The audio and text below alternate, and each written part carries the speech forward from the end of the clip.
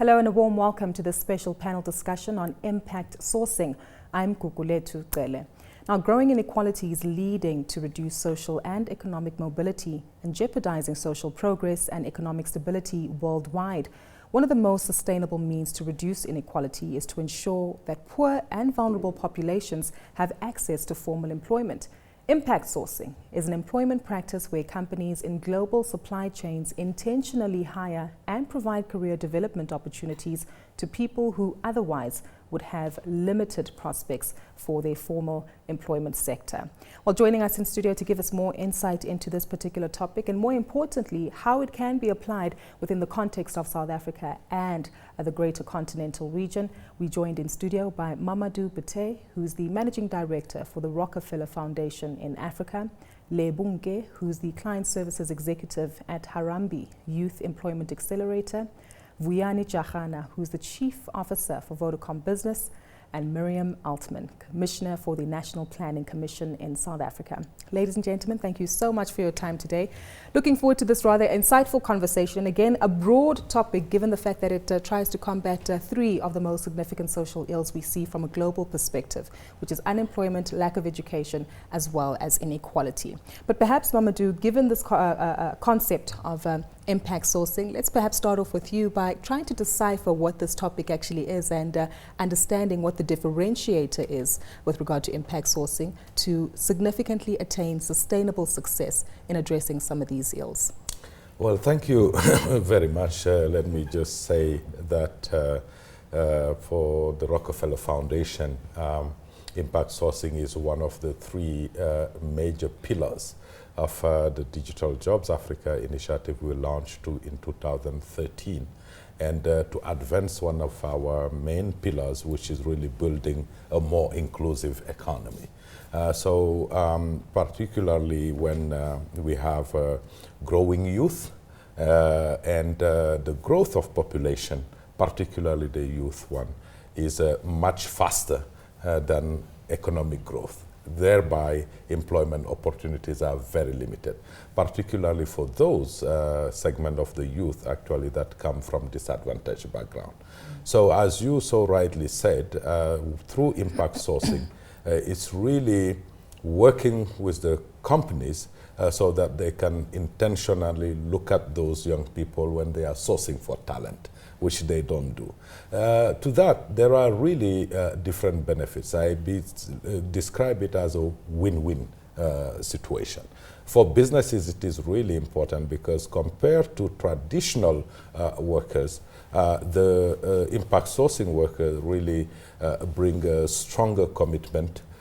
They have at least equal performance, sometimes even higher performance.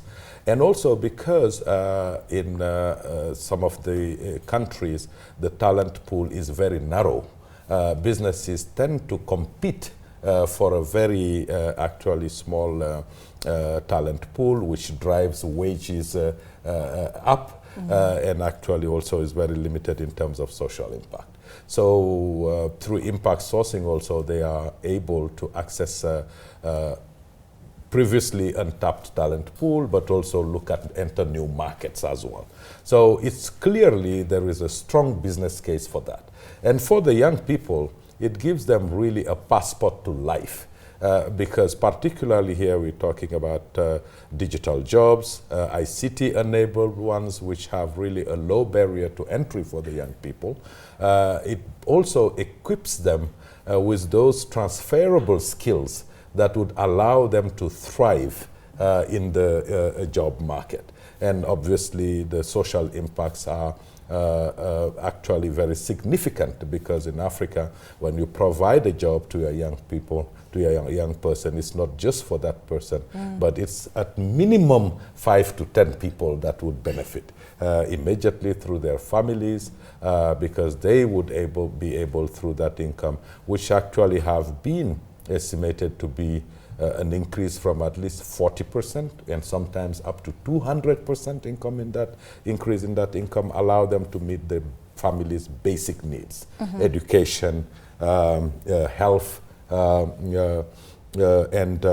etc. But also they get to spend in their communities, which also supports the growth of local businesses. So it's really a win-win situation, which is important and would create really a more broad-based, inclusive economy. Far-reaching implications and certainly outcomes that we're looking to establish, but perhaps we establish the road going forward and understanding how we can apply this to a local perspective. Maybe we can reflect on elements that have been identified to increase job creation, but where they might have gone wrong. And perhaps in some cases, Miriam, if we can get your opinion on this first before we open up to the rest of the panelists, has job creation become a little bit too much of a box-ticking exercise where we don't really look for tangible results that are sustainable, as is the case now with impact sourcing? Is that perhaps where we've gone wrong in the past and lessons that we need to learn from? Well, we absolutely need to monitor progress, and the frustrating thing about job creation, at least in South Africa, is that because of a very low growth environment, it's very hard to promote youth employment when generally you're not creating a lot of jobs. The unemployment rate for youth tends to be about 2 to 3 times the adult rate in any country. So if the unemployment rate here is 25%, it's going to be something in the region of 50% in South Africa. The government policy around impact sourcing has been actually quite important. So BEE policy does sometimes feel like a tick box exercise, constantly changing, not easily understood. There's no doubt that there are those limitations. Having said that, there's no doubt that it's driven behavior in corporates to look for opportunities to open up procurement. That becomes really important, not just in South Africa. In Africa more broadly, the formal sector tends to be very concentrated. You know, mining companies, big telecommunications operators. I was at Telkom recently as well. These big companies tend to lead the formal sector, and in South Africa, that's a huge issue. Now, the tendency of large firms is to consolidate, is to bring down costs, and consolidating buying power and consolidating suppliers is part of what all corporates do. It's the natural tendency. And that means that in an economy that is highly concentrated, you know, we're not Vietnam and we're not one of those, Bangladesh, we're not one of those kinds of countries. Small business promotion and youth employment opportunities become less proportionately. So it becomes incredibly important for large firms and corporates to be doing things like opening up supplier lists, introducing first employment experiences for young people, doing the technical training that gives kids their first, you know, vocational opportunity. It's absolutely incumbent on these large entities to be doing that. Otherwise, it won't happen en masse. How do we get that right? And I want to piggyback on one of or two of the themes that you've actually enlisted there, which is perhaps going back to policy. You alluded to BEE as well as perhaps the National Development Plan looking to create jobs there. Does the initiative of job creation and eradicating inequality always have to start from a government perspective with regard to getting the policy right? And then secondly, Vuyani, feel free to come into this one, what the incentive has to be as well for corporates to actually buy in, because many of them might respond and say, I have shareholders to respond to, return you know, on the investment that I need to allocate to them. So job creation perhaps doesn't need to be on my agenda. How do we address those two particular issues? Yeah, I think maybe I can start firstly from a job creation point of view. I think enterprises will create jobs when there's growth and when there's an enabling environment in which you operate, policy framework, decisions made quicker, so in terms of so that you can capture the opportunities to spread open up the markets into export opportunities that are coming through. So businesses will always create jobs in that context. And I think what we see from a Vodacom point of view, the role of impact sourcing is all about bringing in the younger people who otherwise would not have the opportunity. If you look at the schooling cycle or the history of education in South Africa, a lot of young people drop out before matric, and often those people are lost out of the economy. And then when we look at impact sourcing, beyond just previously disadvantaged. You start to look and say, how do I bring those who dropped out to give them a second chance in life? And we see the role of impact sourcing in terms of its own instruments, helping industry go and unearth those opportunities, including unemployed graduates, by the way, because we've got tiers of unemployed graduates in terms of youth. You also have young people who drop before matric, but these people are also capable of contributing to the economy. So if you have got special mechanisms then, like for example academies that are job readiness academies that brings those people into a stage where they can be gainfully employed into quality jobs, we see the role that impact sourcing does going beyond just equity, employment equity part. It's just starting to pick up the young people who would be lost because they never made it through matric, yet they are very capable. And I think you've raised an important point that is a global debate, which is the drive towards quarterly results and towards shareholders as being the main stakeholder of corporates. Yeah, I mean, there are global debates and much is written about that problem. But the reality is that it doesn't feel in the corporate interest to be worried about long-term issues like youth employment, etc. But it is actually in their interest in the long term, right? It is, yes. Yeah, it's in their long-term interest. And so the role of the state then is to try to push that behavior. There's no doubt that the BE legislation's done it, but heavy-handed is the problem. Rihanna, you want to come in? I want to come in on this. I think often there's always the positioning of big and small, almost like it's a binary conversation. Big businesses should seed the development of SMEs. And if you look at what the industry we're in now, we're in a digital economy. This economy will not be sustained unless you've got digital skills. And the digital skills are going to come from young people being developed into skills. So it's in the interest of the big corporates themselves who are leading digital, whether it's in retail, whether it's in pharmaceutical area, even in telco, to make sure that the skills for youth get skilled for the new economy. And what is needed is a joined up action with all stakeholders, government, big business, small business, policymakers, and other NGOs, including foundations like Rockefeller, to find out what is one thing that we could do together to bring this to scale. What is needed? There's a lot of solutions that are there, but they are subscale. We need to bring this thing to scale. It's no point finding small interventions here and there. We need a coordinated effort. And it doesn't help to say the big guys are not interested, but actually the future is joined up together to grow. If the economy grows, everyone benefits. If the economy doesn't grow, the market becomes a pie of a fixed size and everyone loses. And I think it's in the interest of big business and small business to make sure that we make the economy work. And the key thing is creating jobs for young people. So we can comfortably say that we're all united in the vision here and understanding the dynamics at play in order for us to get there. Yeah, and I'd just like to add the idea that to create business value, you don't have to, I think impact sourcing doesn't have to come at the cost of creating business efficiency and business value. I think in my experience at Harambee, just thinking about some of the partnerships that we've had, we've seen big business actually benefit from hiring young people who have been previously excluded from the formal economy. And in a way, actually thinking about it as building up your supply ahead of the curve.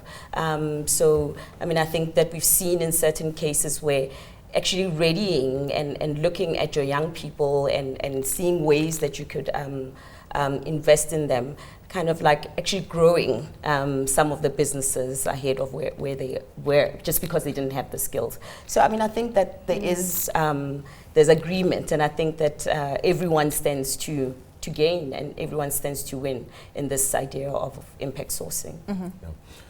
No, I just wanted to add that impact sourcing actually may not necessarily directly create more jobs, but actually it certainly is important to make the job market more inclusive.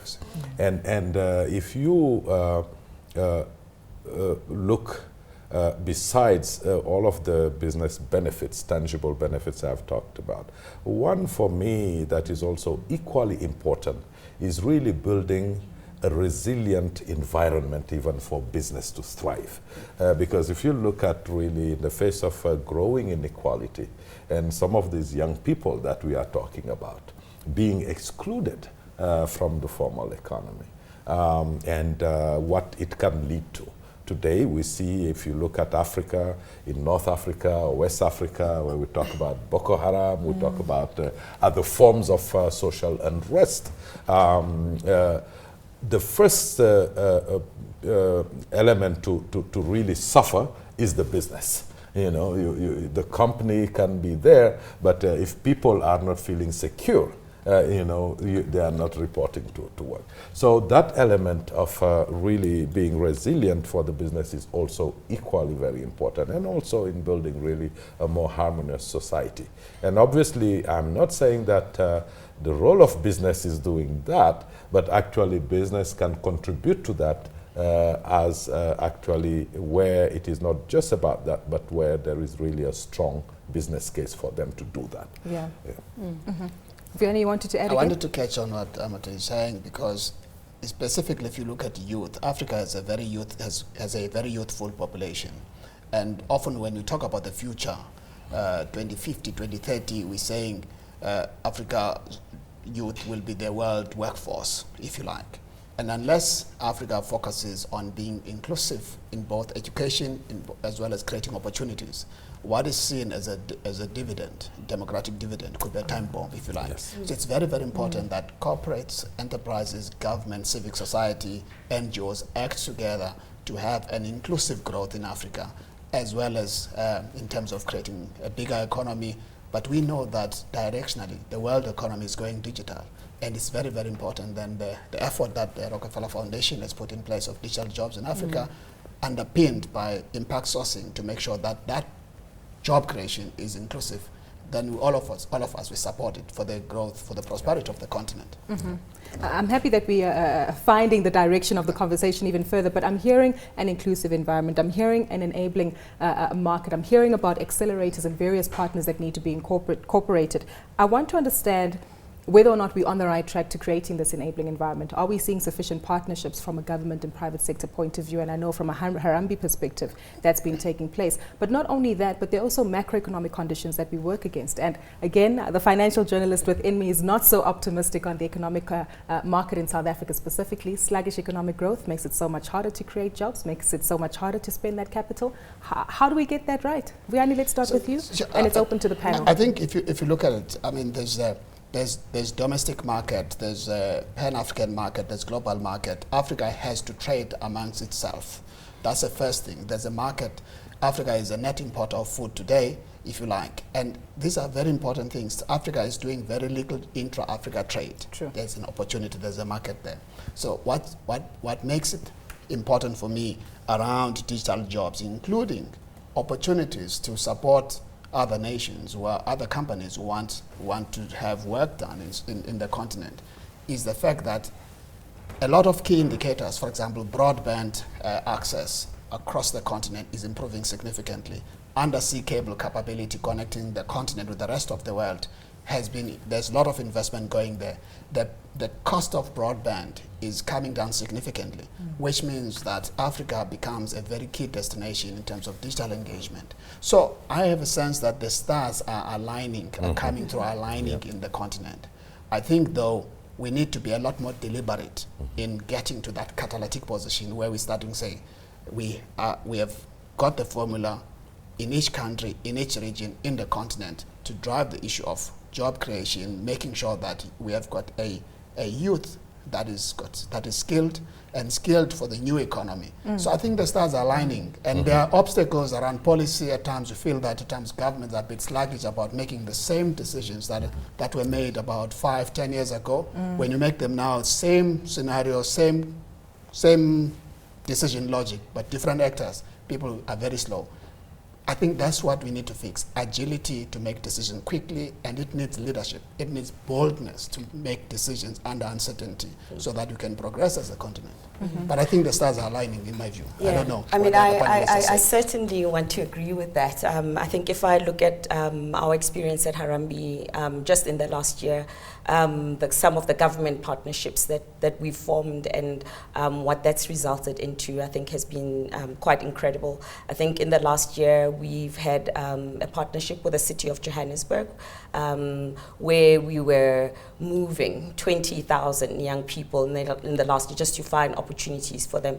And I'm happy to say that I think through government support, through finding and just opening up other pathways, that we've basically gotten to a great point where we've had like 20,000 people at least engaged. Not all of them are in jobs, but I would say that their employability is getting it's improving. So I think that the partnerships that we've had, like certainly at a micro level, in a municipality level that we've seen, signal and give us a sense of what we could possibly do on a larger scale across the country. And I feel like employers have come to the party, government has come to the party, and other service providers also, and professional service providers have also been quite instrumental in making this a success in the last year.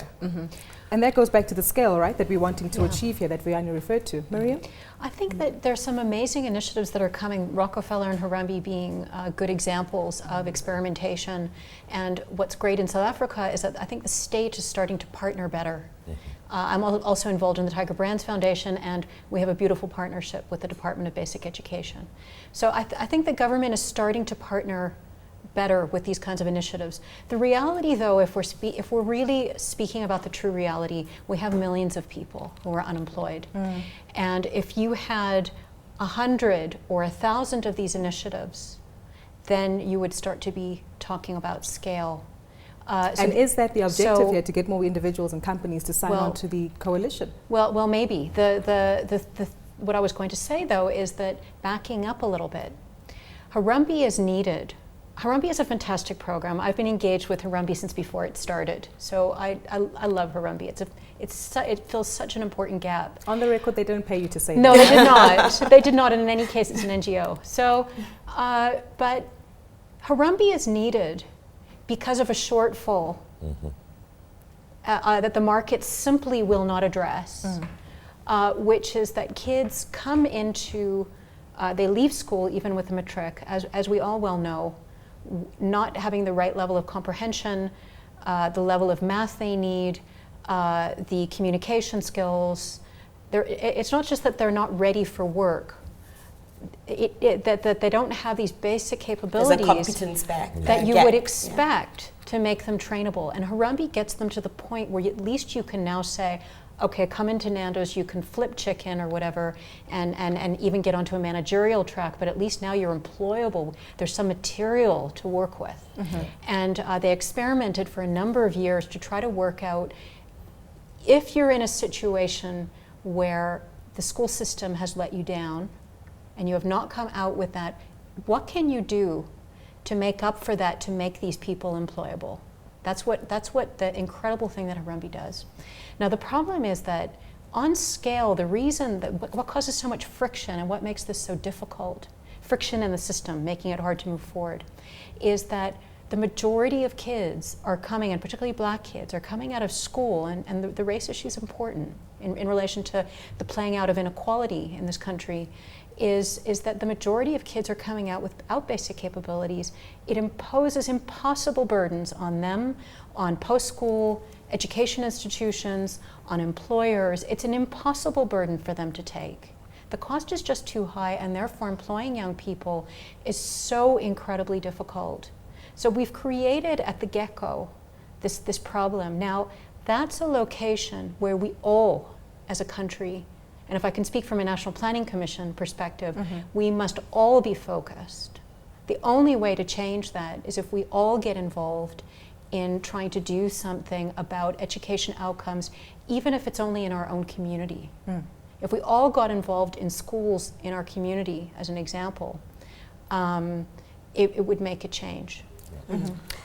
I just wanted to add that to the issue of really partnership and actually where the government is.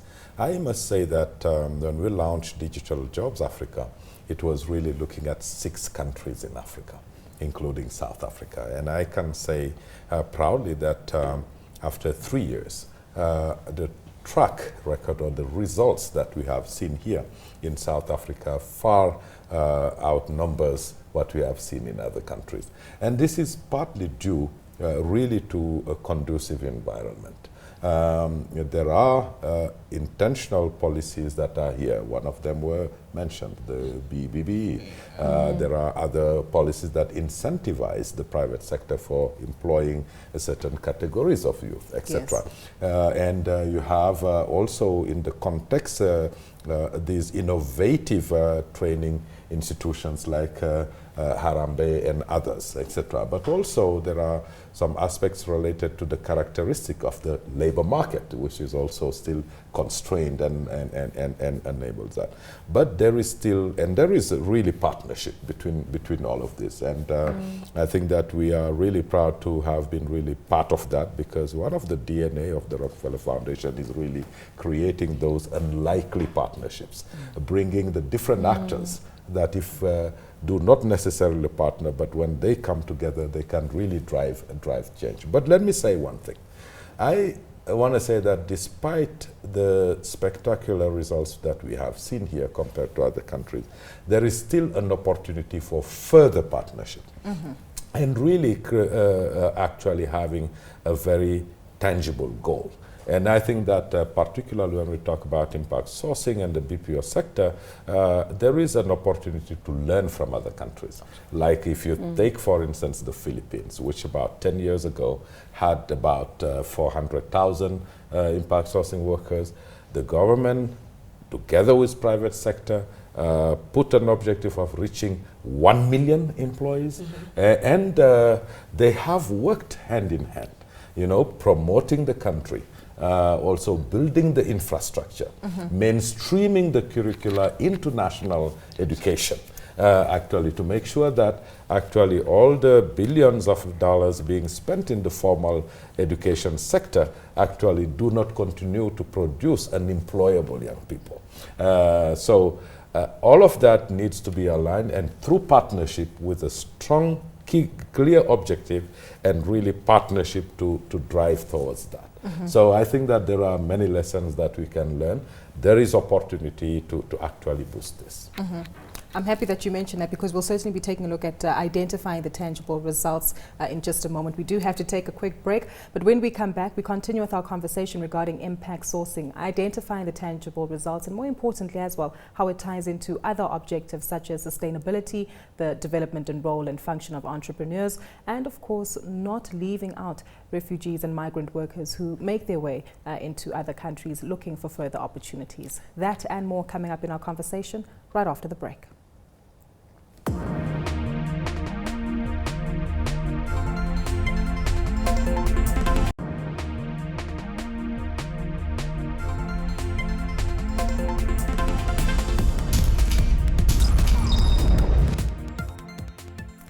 Welcome back to this discussion on impact sourcing in Africa.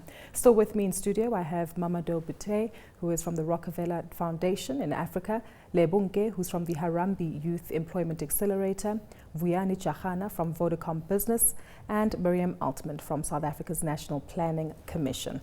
Well, interesting conversation that we certainly had at the beginning of the show in setting the foundation and direction with regard to partnerships, the critical elements that have been identified, and that united vision in trying to implement these policies and creating this enabling environment. But I want to go back to the element at play here, which is the tangible difference that this does make when it comes to not only the South African society, but the greater African context of reducing unemployment. And perhaps, Lebu, I could come to you to use Harambee as an example with regard to the track record of some of the beneficiaries who have come through your system, and actually monitoring the level of success that they attain and ensuring that it does make a tangible difference in their lives. So I mean, if I think about the profile of Harambee candidates that come through, I'd say about 70% of them come from households that survive on social grants. You know, about 20% of them, where there is income, it's actually quite vulnerable. So it's households that are surviving on domestic salary wages or general worker wages. So you can imagine that in a household like that, where there's about 4 to 10 people, a salary is quite transformational and can shift a lot. And we've certainly heard back from young people telling us where they are right now. I think commonly money tends to be spent on further education of other siblings or family members. You know, I think like even just like improving general well-being. So about 40% of Harambee candidates are also mothers, and I would say that just even the quality of life to raising their own children and nutrition, and so this has got like really further far-reaching impact, and I think very, very critical, not just for an individual, but I think, you know, for their families, for the community. I think for the community at large, it just talks to this idea of networks. I think in South Africa, networks are really important in terms of getting work. We've seen that, you know, it takes about 12% of jobs, actually, they say, are advertised in South Africa, and the rest are through networks. So if you don't know anyone who's linked into the formal economy, your chances of even knowing about an opportunity are very limited. So as our Harambees now are living in their communities, they're working, they're also creating further networks for those other people in their communities who are not able to access opportunities. So I think that it's got a ripple effect, and we've certainly heard young people just come back with amazing stories about like where they are now. So 5 years into Harambee, we've now even got some junior managers who are hiring in an impact sourcing approach. I'd like to piggyback on that because it does also alert us to the interesting dynamics in South Africa where rapid urbanization is something that's quite prominent, but there are also individuals who might be left on the outskirts with regard to rural areas and are not able to expand or even further their education. And that takes me to another element that I'd like to bring up in the conversation with regard to impact sourcing. And again, creating jobs not only for individuals who might not have exposure to tertiary education institutions, but we have a significantly high rate of unemployed graduates in South Africa. And given that we're moving on to this digital age and digitalization of our economy, how do we make sure that we incorporate all of them in the system without leaving anyone behind? Vuyani, let's start with you, and Miriam, feel free to come in. And I think it's a very important point, because as we talk about impact sourcing, we're talking about an inclusive, and being inclusive in terms of job creation, opportunity creation, and it should not be a replacement of one for the other. It's important then that the economy creates jobs in the continent, so that as you create the opportunities for the people who otherwise would not have no opportunities before, you don't leave behind even the people who are maybe unemployed graduates. So it's important that we grow the economy. Growing the economy is not just going to be let's talk about the South African context, a product of activity in South Africa. There is an opportunity to open up the market. So for example, with the advent of technology, today SMEs can trade globally, small as they are, and start exporting their products, because digital opens the opportunities. It actually narrows boundaries of trade, and that's how you create jobs, and then you're able to include others. I talk about transformation without sacrifice. So you include everybody else without sacrificing the other people. So, and to do that, it needs leadership, it needs business, it needs government who understand that let's grow the opportunity to create jobs in South Africa and in the continent. And the BPO sector is one example, and it's moving beyond call centers, it's going to digital. So as people change to configure their devices, whether it's Windows 7 or Windows 10, for example, in Microsoft, let me make the particular example, this needs to be activated. If you buy licenses, they need to be activated in line to support digitization. So you need skills to actually help activate these kind of services that are consumed by different people across the globe. There is opportunity for South Africa, there is opportunity for the continent. And as I said, the infrastructure part of it, I think Africa is making progress. That's why I say the stars are aligning. What is needed is a catalytic effort by all stakeholders, including government, to say we are going to position Africa as a destination for this kind of work, take examples from Philippines, and begin to craft our own position and move forward. That's how we're going to be inclusive without sacrificing any of the groupings. On that particular note, does this also bring to the conversation a new element that's been highlighted versus offshoring versus outsourcing, and again that global interaction and exchange of skills, again linked to that digitalization of the global economy? Mamadou? Yes, I want to say that actually there is really an important opportunity for more jobs. For instance, outsourcing also is being done online. Where actually you can work while being at home, and actually it provides also a more actually suitable maybe for some categories of people who can actually work from home. Today, through an assessment that we have done with the World Bank to assess the opportunity presented by online outsourcing. It's a $5 billion business that is set to grow to 15 billion within the next 5 years. Actually, among over 30 million workers globally, online workers, Africa accounts only for 100,000, 40,000 of which are in Kenya. Well, in South Africa, you have a good broadband access.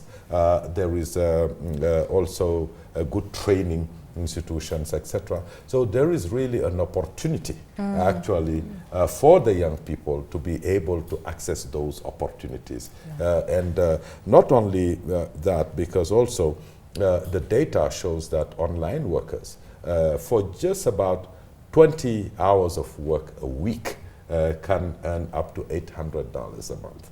So it's really significant when you look at actually the average income for that kind of category of people on the continent. So to do that as well, so that access, we need to surf on the broadband that exists, actually democratize access to that, provide opportunities for young people to access devices, and this also, there is a financing element to it, actually, because not everyone can access it.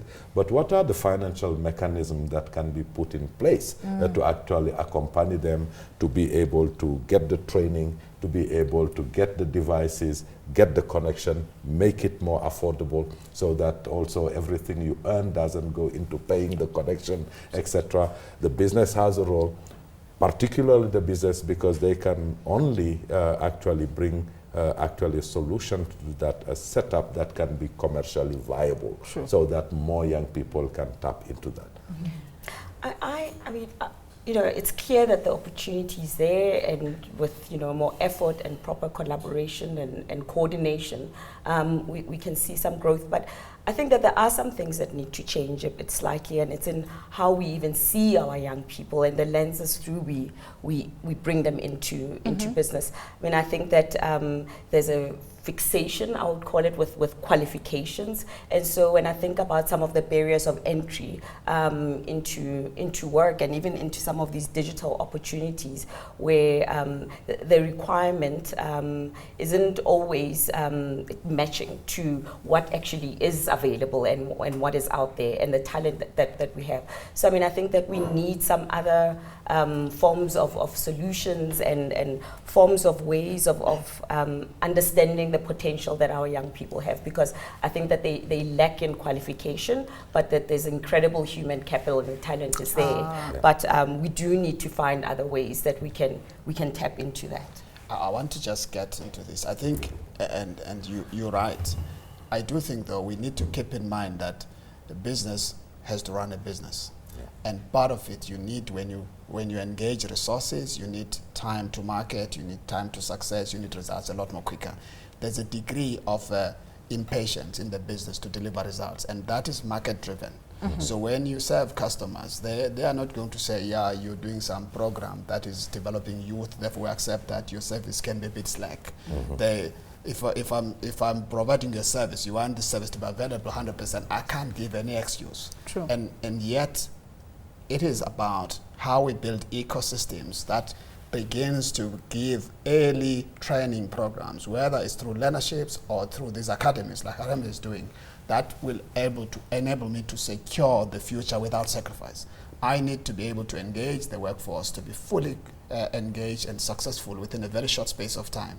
But to do that, I need to understand the history of South Africa, that I will need to bring in learnerships, I will need to bring in people into the academy like Harembe. So business will have to do its own work in supporting these initiatives. However, it can be CSI, we must feel good, we have a business to run, we need to give results. It's got to be done commercially. Yeah, exactly. Yeah. Commercially. You know, there's again, I want to back up a little bit. The reason these activities become so important is that in a digital world, this digital world destroys jobs. It can also create all kinds of new opportunities that we haven't thought about, but it requires an explicit focus to have that impact. Otherwise, you're going to find that we go backwards in relation to jobs, and that's a global issue. So these initiatives become incredibly important. The second thing I wanted to say is the National Development Plan proposes that 700,000 jobs should be created in business process outsourcing. And if we were to talk about the key elements of what needs to be done, there's no doubt, as Mabudu was saying, the South Africa and other African countries, Kenya, Rwanda, and so on, but South Africa particularly, is very well positioned in relation to where the global growth is in outsourcing today. At one stage it was in ICT and India was well positioned. Now we are well positioned because it's in financial services and business services where we are particularly strong. Having said that, we don't have the global commercial relationships into the key markets. We are not going fast enough in supplying the kinds of capabilities and skills that are needed for that industry. You don't have to educate the entire population. Remember, large parts of India, a lot of people don't read. Having said that, they have a very extensive professional class that services a very substantial BPO industry and ICT industry. Just to say, in India, they created about 2 million jobs over a decade in a very diversified, and I think a lot of people don't realize that, but it's actually a very diversified sector. The Philippines created about 1.5 million, again over a decade. So we should be, by all rights, the next round of location of excellence. Yes, it's very true. You want to come in there briefly, quickly. but I also want to add in two elements that might. I think the big thing for me is that Africa should not wait for a decade. We should make decisions that help us leapfrog the evolution of Philippines, because we have learned from them.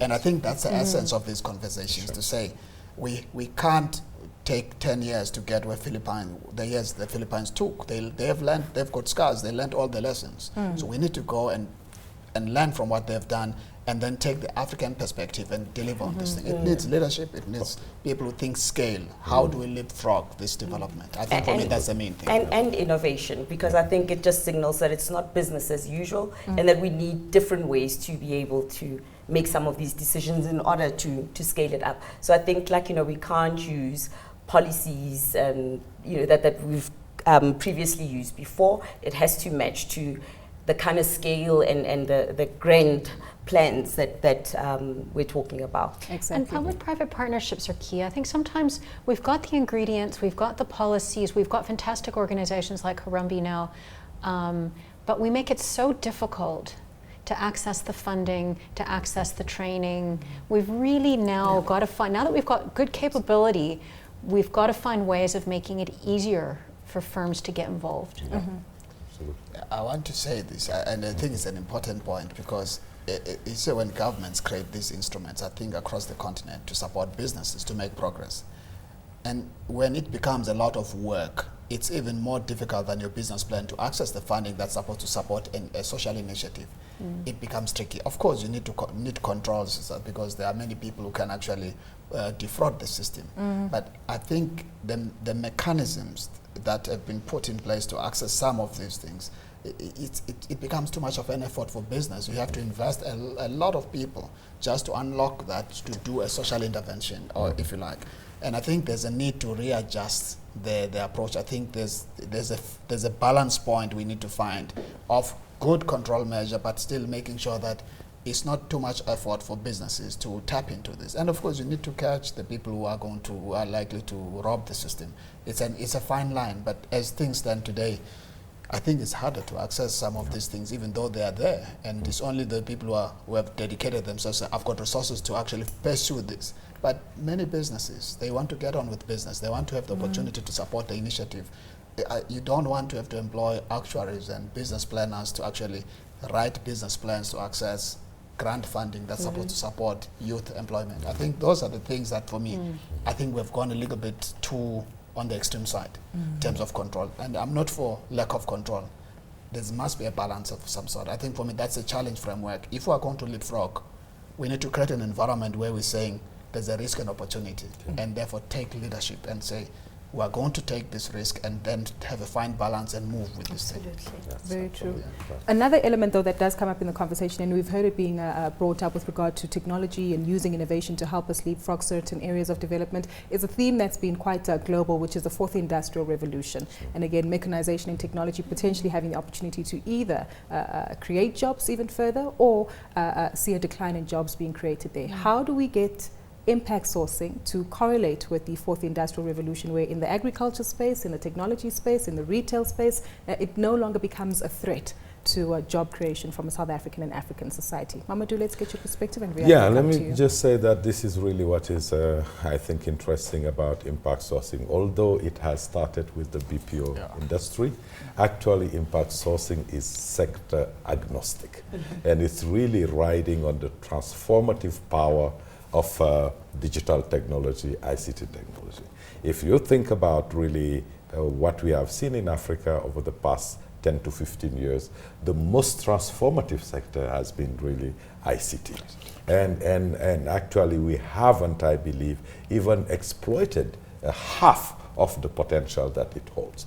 And really, it's really looking at really how using that and deploying that more into different other sectors, whether it is health, whether it is manufacturing, whether it is agriculture, and just you name it, those opportunities will come. But one thing is also very important. It's really also about how are we preparing the youth of today, which are going to be the workforce of tomorrow, to be able to harness that. And I think that it's not just deploying the technology, but really looking at everything else in terms of reforms that needs to happen actually to prepare that. Let's make sure that we are not training the workforce of tomorrow, you know, with actually the old curricula, etc., that become very ineffective. And if we do that, I think that we can really harness that going forward. So I think it's a very important point you're raising. There's a lot of work we're doing in the rest of the continent around digitizing various sectors. If you look at agriculture, we're stitching together the agricultural value chain. Africa's agricultural population, 80% of it is smallholder farmers. They farm no more than 5 hectares per farmer in most countries. In Ethiopia, it's 1 hectare per farmer. It's a very fragmented value chain. So, and as a result, it poses risks to finance that goes to rural or smallholder farming agriculture, if you like.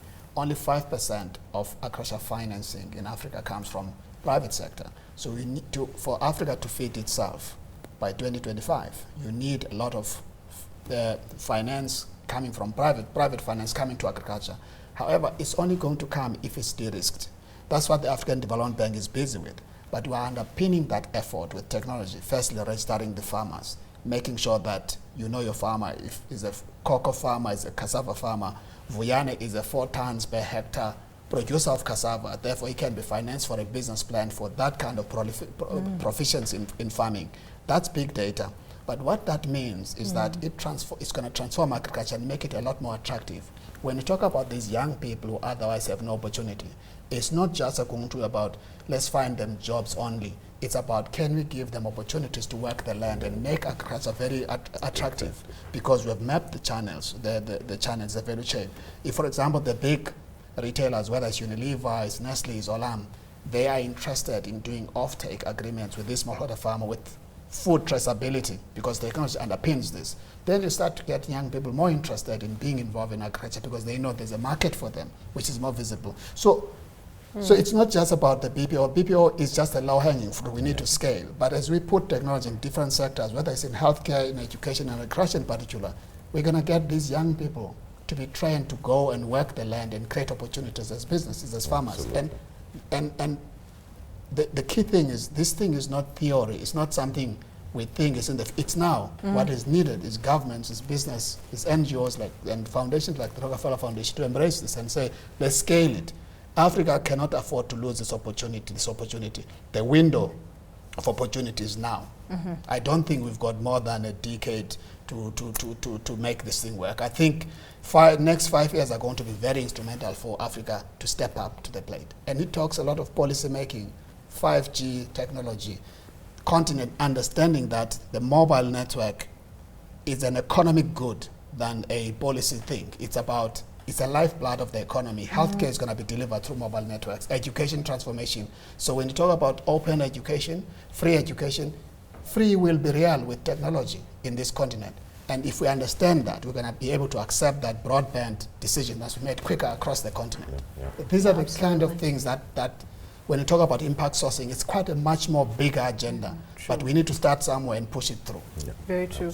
We do have about the last 5 minutes of the conversation remaining, and given that there's so many elements to bring up, we'll use this as an opportunity to start tying up the conversation and also referring to, again, tangible measures that can be put in place on the back of this impact sourcing coalition that has been put in place and tabled on the table by understanding the various elements and hopefully guidelines that you hope in the next 5 to 10 years will take place from a South African perspective. And Miriam, perhaps let's start off with you, because we know that we've got a lot of plans from a continental and even a national development plan perspective. 2030 is our deadline. 2063 is the African Union's deadline. But as we heard from Vuyani, we cannot wait for all these decades for these developments to take place. What are you hoping in the short to medium term will be some of the factors that will assist us in expediting the outcomes that we hope to receive from the impact sourcing resolutions? Yeah, 2030, you're just putting a line in the sand, as you're saying. It's not about 2030, it's about now, and seeing measurable change step by step that makes change more accessible. So the things I've referred to, that we've got to do something to make sure that kids are coming out with certain basic capabilities. There's frankly very little you can do unless people have those basic capabilities, because then you can train them up, they can see opportunity, they can access opportunity. Without those capabilities, you won't get the broad population accessing it. Across Africa, again, coming back to education, we all know very well that there's a problem, not so much just with worrying about qualifications, but the wrong kinds of qualifications. Yes. And that, again, that's a problem right across the continent, that it's too academic focused and not sufficiently vocationally focused that brings people directly into some kind of active labor market opportunity. Doesn't mean you don't want academic capability, but it's just too much for what it is that almost any economy needs. From there, then it's all about, and again, this is a theme of the National Development Plan, it's about active citizenry. So when we talked about corporates and their behavior, we require leaders that have vision, that see beyond that quarter, that push their boards and their shareholders to understand that long-term interest, and then putting way more effort, all of us, into investing in, again, first employment experience, internships and training, however it's paid for, opening up the buyer-supplier relationships for impact sourcing opportunities, investing in technology hubs to get new products. So certainly a multi-pronged approach that needs to be taken there. Vuyani, very briefly, if we can get your points as we make our way down the line. I think the big thing for me is that Africa has a perfect opportunity now in terms of the digital jobs. There are a lot of global workloads that there's a demand for this kind of work across the globe. And it's not a case of displacing jobs from Philippines to South Africa to Africa or India to Africa, because there's growth in the jobs that are being offered globally in terms of digital jobs, digital workloads. It's an opportunity for Africa to take its share now without necessarily putting the others into a difficult position.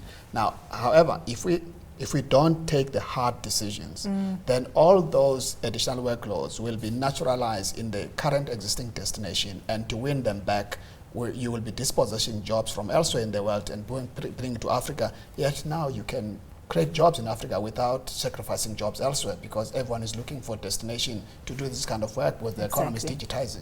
Africa's workloads on its own will need attention over a period of time. And we need to create that ability to self-serve first and be able to also serve others who need work using our youthful population in the continent. So the timing is now to take action. Exactly. Lebo, very briefly, and then Mamadou will come to you.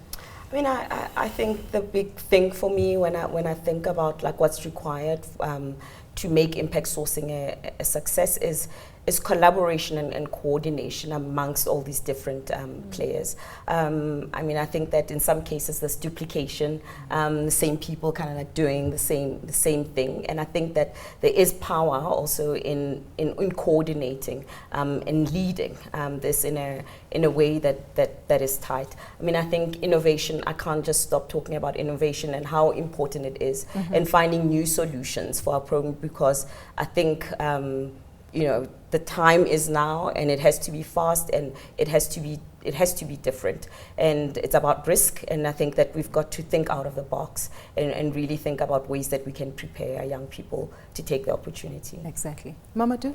No, I would just say that I agree with all what have been said. The sense of urgency, the need to act now, and to have a strong leadership and commitment really to making the changes that will yield those products. But I also want to say that impact sourcing is not the solution. It's one of several solutions that can exist.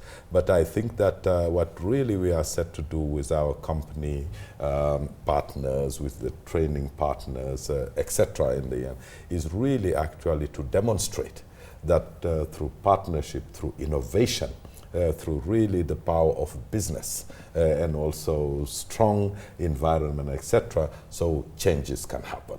And actually we believe that not just growing impact sourcing, but also looking at really what is working and how that can be replicated elsewhere in other places, because you need to have multiple action in different places that are bold actually to actually be able to make a dent into the issue of the youth employment. But first and foremost, what is lastly very important is accountability. When we have all of those plans and actions that we undertake, how are we making sure that we are collectively measuring our progress? What are the successes that we can replicate, but what are also the challenges that we can collectively address? And that can be done only if we are committed to measuring and holding ourselves accountable to that. A powerful note to leave it on, and thank you so much to each of my panelists for joining us. Invigorating conversation, which certainly does set the way forward for Africa as a continent to position itself as the center for opportunity across the globe. Well, that's where we'll leave it for today's discussion. A big thank you once more to my guests, Mamadou Bete, who's the Managing Director for the Rockefeller Foundation Africa, Lebunke, who's the Client Services Executive at Harambee Youth Employment Accelerator, Vuyani Jahana, who's the Chief Officer at Vodacom Business, and Miriam Altman, Commissioner for the National Planning Commission in South Africa. Until next time, thank you so much for joining us. It's goodbye for now.